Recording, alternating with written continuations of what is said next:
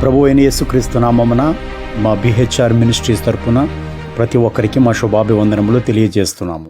Americans realize they cannot depend on the government for protection, and that our Constitution protects our right to defend ourselves in the face of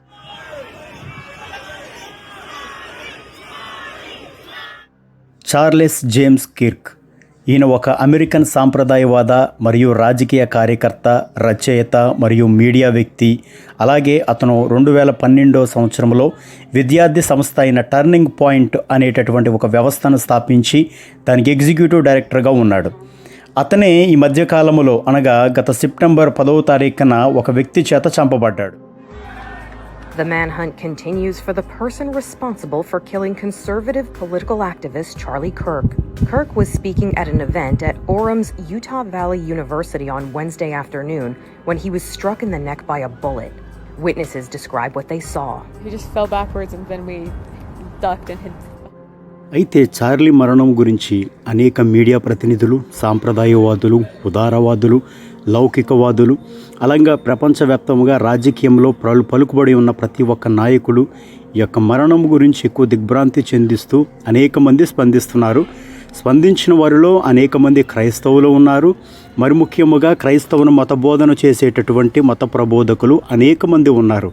అందుకే ఈ యొక్క Charlie దేవుని సేవకుడని అనేక మంది భ్రమపడుతున్నారు. అయితే నిజానికి ఈయన సేవకుడు మాత్రం కాదు. కానీ నిజంగా చెప్పాలి అన్నట్లయితే కనుక అమెరికా దేశంలో ఉన్నటువంటి అనేక మంది సేవకులలో ఉన్నటువంటి వాక్య జ్ఞానము కంటే ఈ యొక్క చార్లీ యొక్క వాక్య జ్ఞానము అమోఘమైనది. అందుకే అనేక ప్రాంతాలలో అనేక మీడియా సంస్థలతో ఆయన డిబేట్లు కొనసాగించాడు. అనేక సందర్భాలలో క్రీస్తు పట్ల ఆయనకున్న విశ్వాసము, క్రైస్తవ్యం పట్ల ఆయనకున్నటువంటి నమ్మకము, వాక్యములో ఉన్నటువంటి గొప్ప విషయాల మీద ఆయనకున్న పట్టు అనేక మందిని ఆశ్చర్యపరిచినట్లుగా మనం అనేక సంఘటనలు చూస్తూనే ఉంటాము. Flesh and bone, but more importantly on the soul. And that soul is accountable to one being. I mean, I've had an unbelievably blessed life. Been doing this now, it'll be 12 years on June 5th. Such a young man to do it. Yeah, so praise God. I mean, I've been all across the world. I've met with world leaders. I've flown in Air Force One, got to know a president. I have an amazing family, podcast, Turning Point USA, all that stuff. And so you experience that and you're like, what actually matters? What matters is your relationship with the divine, your relationship with your family, your kids, and maybe a close collection of friends, and your relationship with the truth. గడిచిన బుధవారము అనగా September 10వ తారీఖున ఉతా రాష్ట్రంలోని ఓరిమ్ అనే ప్రాంతంలో ఉతా valley university అనేటటువంటి ఒక ప్రాంగణంలో టర్నింగ్ పాయింట్ యుఎస్ఏ అనేటటువంటి non profit political youth organization అనే సంస్థ కండక్ట్ చేసిన ఆ మీటింగ్లో దాదాపు 3,000 మంది ప్రజలు కూడుకున్నారు. అక్కడ చార్లీ వైట్ టెంట్లో కూర్చుని ప్రసంగిస్తున్నప్పుడు అతడు అనేక మాటలు చెప్తున్నాడు. అనేక మంది ప్రశ్నించుతున్న ప్రతి ఒక్కరికి జవాబులు అందిస్తున్నాడు. ఆ సమయంలో అతను చెప్పిన మాట ఏంటంటే, అతను వివరించిన స్లోగన్ ఏంటంటే, the American come back and prove me wrong అని అంటున్నాడు. అంటే ఈ మధ్యకాలంలో చార్లీ అనేకమైన సంఘటనల గురించి వివరిస్తూ అమెరికా యొక్క పతనము ఏ రకంగా ప్రారంభమయ్యింది, అమెరికాలో విభిన్న రకాల మనుషులు, వారి యొక్క సంస్కృతులు, వారి యొక్క ఉద్దేశాలు, వారి భావజాలాలు అన్నీ అమెరికాకు వ్యతిరేకంగా ఉన్నాయని, దానివలన కొంతమంది పొలిటికల్ పార్టీలో ఉన్నటువంటి నాయకులు కూడా అటువంటి వారిని చేరదీస్తూ దేశము యొక్క మనుగడను నాశనం చేస్తున్నారు అని నొక్కి ఒక్క నుంచి చెప్పినటువంటి అతి కొద్ది మంది మనుషులలో, అతి కొద్ది మంది ప్రభావితం చేసిన మనుషులలో ఒకరెవరంటే చార్లీ మాట్లాడడం ప్రారంభించిన 20 నిమిషాల తర్వాత అనగా మధ్యాహ్నం 12:20 అతని మెడపై కాల్పులు జరిగాయి. బాధాకరం ఏంటంటే ఆ క్షణంలో ప్రేక్షకులలో ఒకరు తుపాకీ యొక్క హింస గురించి అతన్ని ప్రశ్నిస్తున్నారు. అదే తుపాకీ తోట చార్లీ యొక్క ప్రాణం తీయడానికి కారణమైంది.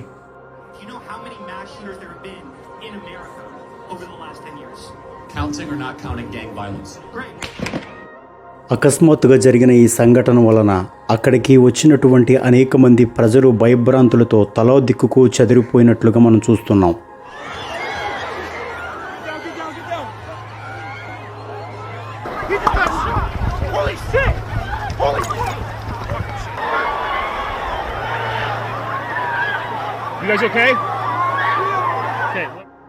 కాల్పులు జరిపిన వ్యక్తి కూడా ఉతా వ్యాలీ యూనివర్సిటీ క్యాంపస్లోని లూసీ సెంటర్ భవనం పైకప్పు నుంచి, అనగా చార్లీ కూర్చున్నటువంటి ప్రదేశము నుంచి నిందితుడు కాల్చిన ప్రదేశం మధ్య దూరము 125 మీటర్ల దూరం ఉంది.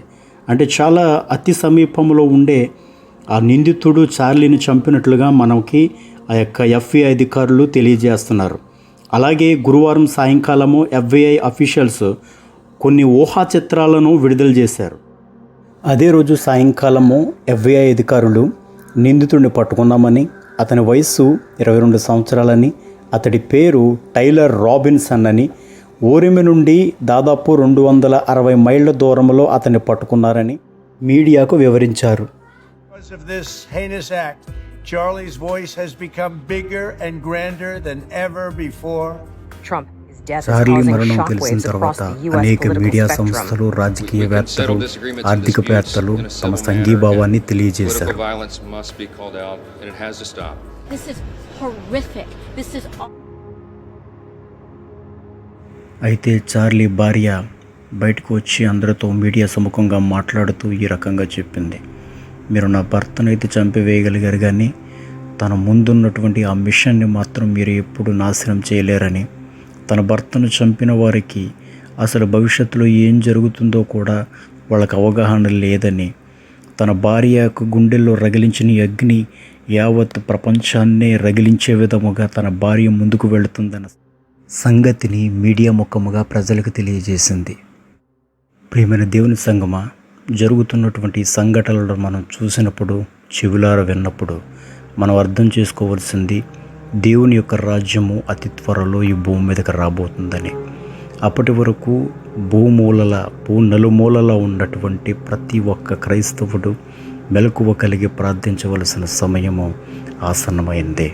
ఇంకా మత్తుల వలె ఉండకుండా దేవుని నామముందు ప్రార్థనాపూర్వకముగా ఆత్మీయతలోను, పరిశుద్ధాత్మతలోను, వాక్యములోను మనం ఎప్పుడైతే బలముగా ఉండగలుగుతామో అప్పుడు మాత్రమే దేవుని యొక్క ప్రణాళికను మనము మన జీవితంలో నెరవేర్చగలము.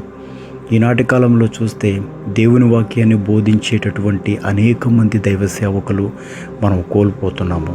నిన్న మొన్నటి వరకు మనం చూసాము, మన ఆంధ్రప్రదేశ్లో ఒక దేవుని వాక్యాన్ని అనేక చోట్ల విస్తరింపజేసినటువంటి ప్రవీణ్ పగడాల అనేటటువంటి ఒక దైవజనుడిని మనం కోల్పోయాము. ఇప్పుడు ప్రపంచవ్యాప్తముగా ప్రతి ఒక్కరి హృదయాలలోనూ ఉన్నటువంటి ఆలోచన, ఈ భూమి మీద నుండి దేవుని వాక్యాన్ని బలముగాను ధైర్యముగాను ప్రకటించేటటువంటి దైవ సేవకులు ఒక్కొక్కరిగా దేవుడు తీసుకుని వెళుతున్నాడు. కాబట్టి ఈ వాక్యము ఈ భూమి మీద ఆగిపోకమునిపే మనమందరం మెలకువ కలిగి ప్రార్థన చేద్దాము. ప్రభువైన యేసు కృప పరిశుద్ధులకు తోడయుండునుగాక. ఆమేన్.